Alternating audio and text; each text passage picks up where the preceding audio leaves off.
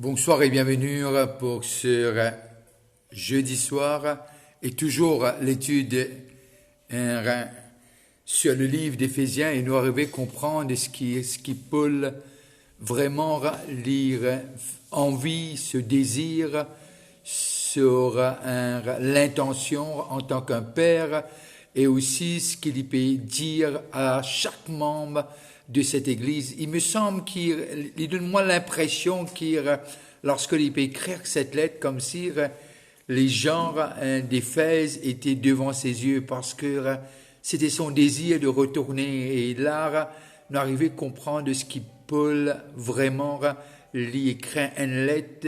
Peut-être quand nous il n'y a que 6 chapitres, mais la profondeur et le poids de cette lettre, lui fait nous vraiment comprendre de ce que cela passe à peu près 1900 ans pour venir jusqu'à nous et il y a la même efficacité, il y a le même poids, il y a la même valeur, il y a la même puissance, il y a la même révélation et surtout c'est une parole qui lorsque nous lisons, nous arrivons à comprendre de ce que ça peut être que Dieu, que 1900 ans après l'écrire de ce que cette parole est toujours ouin, cette parole est toujours efficace, cette parole est toujours prête à corriger et à guider et à nous emmener vers ce que Dieu a toujours voulu, que son Église puisse le refléter, que son Église puisse être l'image de la tête et il y a une cohérence entre la tête et le corps,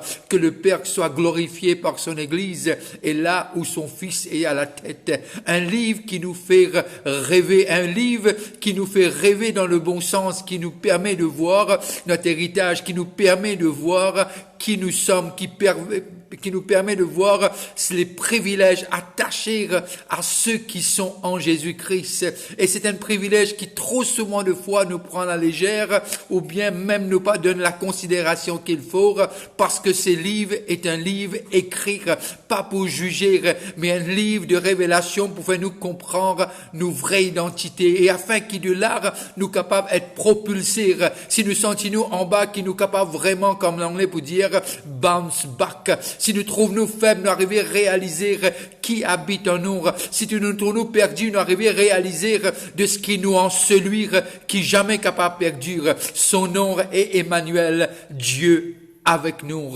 Oh, quel Seigneur, quel Dieu qui peut envie que l'église d'Éphèse arrive à comprendre et recevoir même révélation qu'il lui fait recevoir. Alors, lorsque nous approchons cette lettre, nous pas trouver comme les écrits de Paul, nous trouver comme des écrits que l'Esprit de Dieu a voulu que Paul vraiment puisse l'écrire et qui, après 900 ans, cela fait encore du bien, cela nous affranchit et cela nous libère.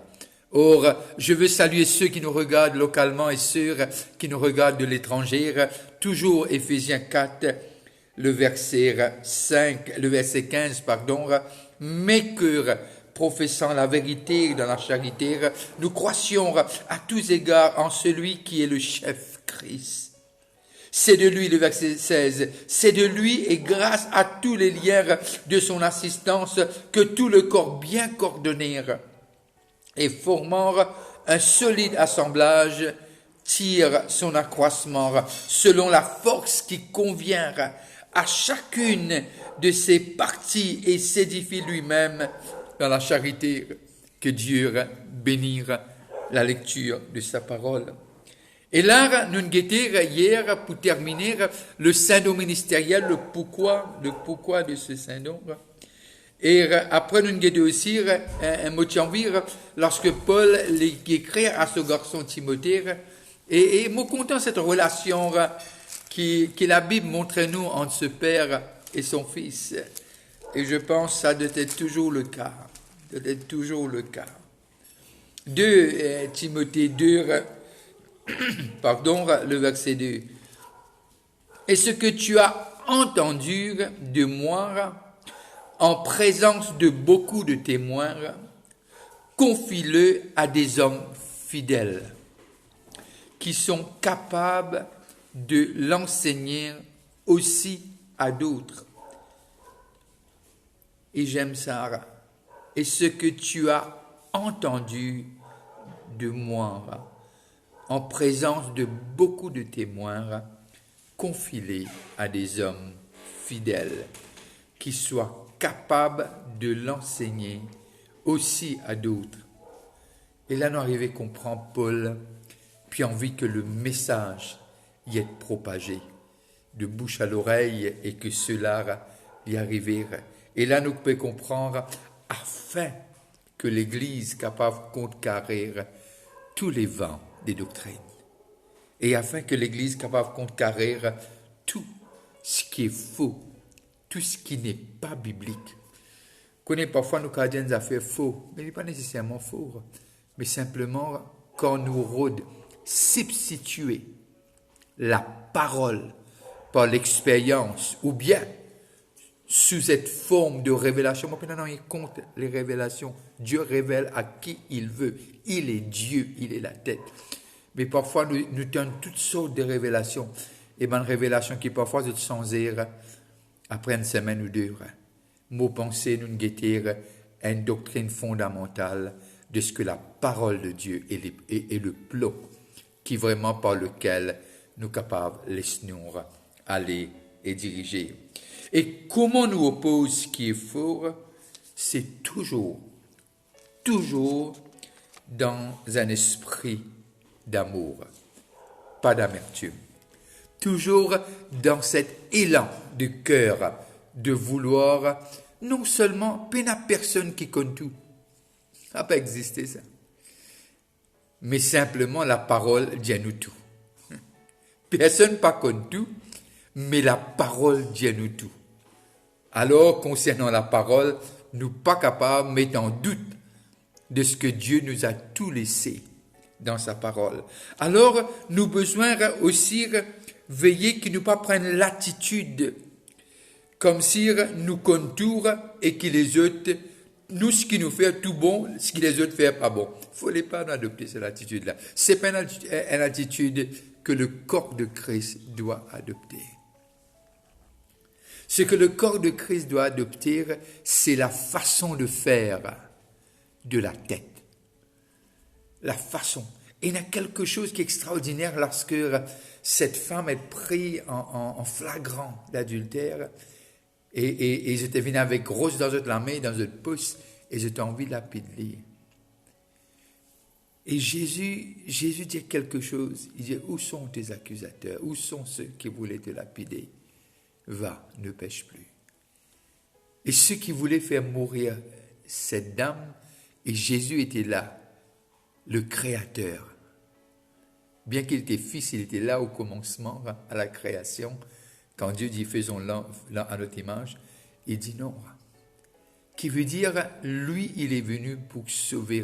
Et lorsque aussi, nous arrivons à comprendre cette Samaritaine, à ce puits, écoute là, la dame dit lire, non, c'est pas mon mari. Et Jésus dit, tu as bien dit.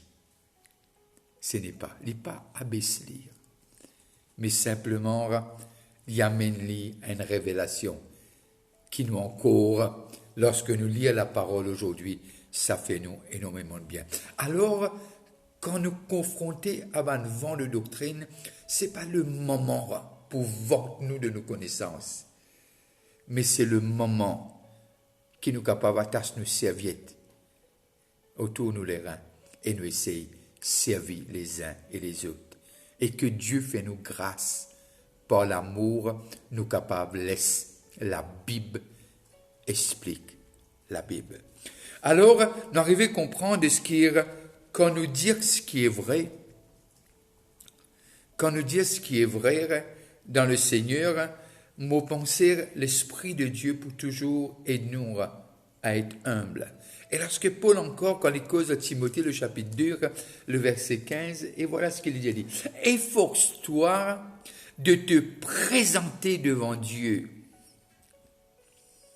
Efforce-toi de te présenter devant Dieu comme un homme éprouvé. Un ouvrier qui n'a pas à rougir, qui dispense droitement la parole de la vérité. Efforce-toi de te présenter. Et très souvent, de fois, lorsque nous adoptons cette attitude, comme tout, connais, parfois, moi, je ça non, moi, finis ma sur la route, là, moi, je connais, comme si la personne, il n'arrive tout connaître. Moi, penser de ce que jamais nous capables d'arriver, tout connaître. Même Paul dire, c'est pas qui m'a fini d'arriver. Bien sûr, parfois, il y a une place qui dit, j'ai combattu le combat, j'ai terminé ma course. Mais à un moment, il dit, non, j'oublie ce en arrière et je me force d'aller de l'avant. Alors, il peut dire à Timothée, attache-toi à ce qui est vrai, à n'importe qui prix. Attache-toi à ce qui est vrai.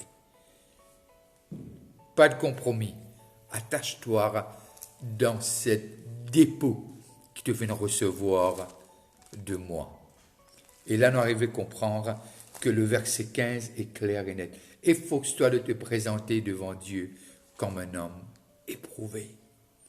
Un ouvrier qui n'a point à rougir, qui dispense droitement la parole de la vérité, qui veut dire, qui dispense droitement, qui veut dire, qui connaît ce que l'Écriture dit, ce qui connaît ce que Dieu envie, l'intention de la tête. Et c'est ça qui Paul puis envie amène nous comprendre. De ce qui est une seule la tête, et nous besoin prêts à n'importe quand pour capable faire ce que la tête envie nous faire. Galates le chapitre 4 et le verset 19. Galates 4, 19.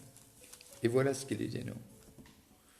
Mes enfants, pour qui j'éprouve de nouveau les douleurs de l'enfantement, jusqu'à ce que Christ soit formé en vous. Et Paul dit, c'est un combat qui dure jour après jour. Il appelle eux mes enfants, qui les fait enfanter dans le Seigneur, pour qui j'éprouve de nouveau les douleurs de l'enfantement, jusqu'à ce que. Alors, ce n'est pas commencer. Nous ne disons ça au commencement, nous besoin très sensibles avec les nouveaux et les nouvelles, ceux qui apprennent. Bien sûr, je peux grandir, dire, mes enfants, pour que j'éprouve de nouveau le douleur de l'enfantement jusqu'à ce que Christ soit formé en vous. Très souvent, le fois, quand quelqu'un vient à Christ, et nous l'attente y élever, nous avons envie qu'ils t'apprennent vite, ils te connaissent vite, mais tout qui se faisait dans une phase. Pareil comme un enfant, un adolescent, etc. Mais moi, je penser de tout ce qu'il nous fait. Et Paul peut dire, quand il peut dire, il éprouve les douleurs de l'enfantement, Paul peut dire, moi pour faire les, jusqu'à qu'il me trouve Christ dans la personne. Si ça coûte moi 9 mois, nous appelons une grossesse à peu près 9 mois, ça peut coûter moi les temps qu'il faut. Même qu'il me éprouve des douleurs, mais seulement mon envie, mon désir, mon l'intention, mon l'objectif final, c'est trouver Christ, être formé en eux.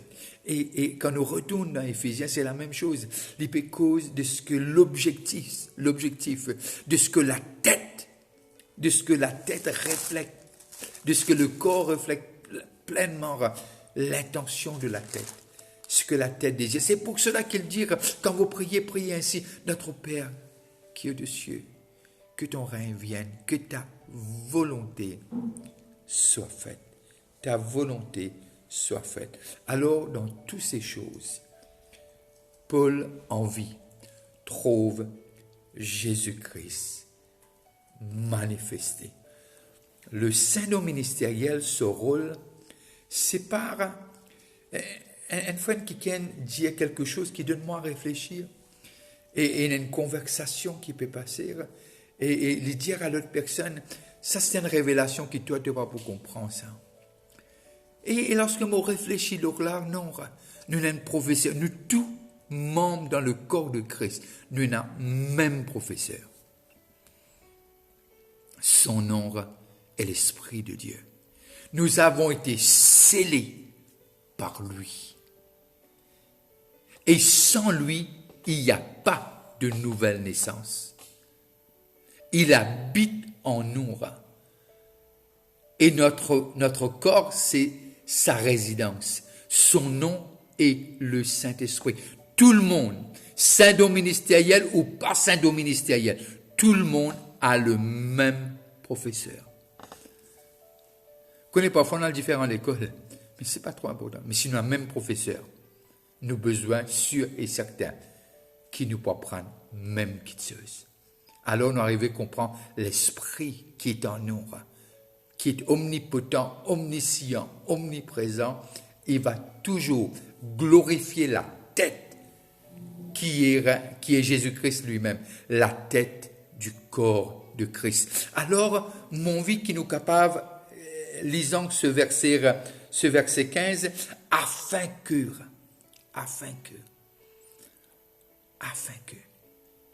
tous ces vents qui viennent, vous connaissez parfois des gens qui disent, ah là-bas, parfois nous tenons même cette langage, il n'y a plus l'onction là-bas, il y a moins l'onction ici.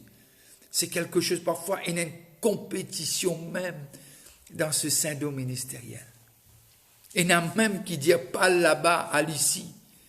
Non, tu vas où la tête te dirige.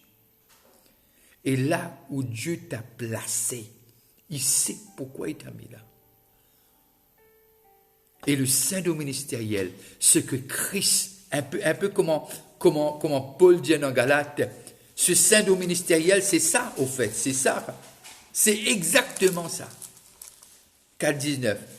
Le saint-don ministériel de ce que nous capables, ceux qui finissent appelés. C'est pas un privilégié, ça. Hein? C'est un appel, c'est un don de Dieu. C'est pas parce qu'au mieux, peut-être à cause du pire. Paul dit à moitié parmi les pires. Mon pensée, mon capable de dire la même chose. Mais simplement, il y a quelque chose qui est extraordinaire. Ce saint-don ministériel, très souvent de fois, je t'éprouve cette douleur de l'enfantement. Parce que je désire, c'est trouve ceux qui connaissent le Seigneur, faire plus qu'ils ont, aller plus loin qu'ils ont, et aussi recevoir et capable de vivre cette intimité, peut-être dans l'autre dimension qu'ils n'ont pas de faire. C'est ça le saint-don ministériel.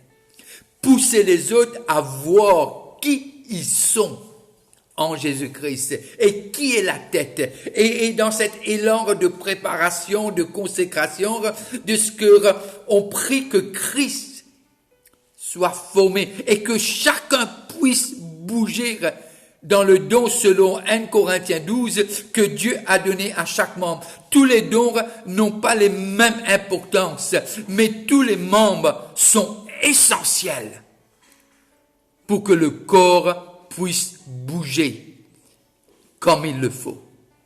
Comme il le faut. Alors, ce saint-don ministériel est donné. Et quelque part, éprouver ce douleur de l'enfantement, c'est quelque chose qui n'est pas rare dans la vie d'un de ces dons ministériels. Je vais terminer cela, j'ai parlé à une jeune personne aujourd'hui. Et la personne me dit, vous savez, moi j'aurais souhaité faire ce que je fais. Et la personne est dans le finance. Et la personne m'a dit, c'est juste vous. Je dis non. Si l'appel de Dieu est sur ta vie, il y a un jour où tu vas tout quitter pour servir Dieu dans ce qu'il t'a appelé à faire. Et je pense que ça s'applique pour chacun d'entre nous. D'avoir cette passion et de voir vous, et ce désir de voir les autres aller plus loin que nous. C'est l'amour de Christ. C'est l'amour de Christ. Et je pense c'est un peu ça l'objectif de ce saint-don ministériel. Je prends congé de vous sur cette phrase et je vais vous dire bonne soirée et que Dieu vous bénisse, que la lumière de sa face paraisse briller aux autres. Et connaît Covid, pas Covid. Il pourvoira à tous vos besoins selon sa richesse, pas votre richesse, pas richesse de votre père, de votre grand-père, mais selon sa richesse avec gloire en Jésus-Christ. La richesse de Dieu n'a pas de fin. L'or et l'argent lui appartiennent. Et je déclare et je décrète que le manquement arrive à sa fin et que les églises de Dieu s'ouvrent, soit pour votre travail, là où vous êtes, etc. et surtout au niveau de votre famille. Que Dieu vous garde. Et si vous êtes malade, je prie au nom de Jésus, parce que le sang a coulé aussi pour tes maladies, son corps brisé pour nos maladies. Je déclare et je décrète que Dieu te guérisse. Au nom de Jésus, que ta guérison puisse être complète dans ton corps et aussi, si tu es malade, dans d'autres sens de ta vie, que Dieu te touche. Alors, n'arrêtez pas de prier pour le pays et je pense que la prière des justes a une grande efficacité. Rappelle-moi dans tes prières et je vais vous dire si vous passez à table. Bon appétit. Demain soir à 8 heures, à partir de lundi, le 7 juin, de lundi à vendredi, on commencera 30 minutes en avance, ce qui veut dire on commencera à 7h30. Alors, gardez cette heure et comme ça, vous n'allez pas... Enfin, de toute façon, même si vous ratez, vous allez pouvoir regarder après. Mais que Dieu bénisse cette soirée. Bye bye et à demain soir.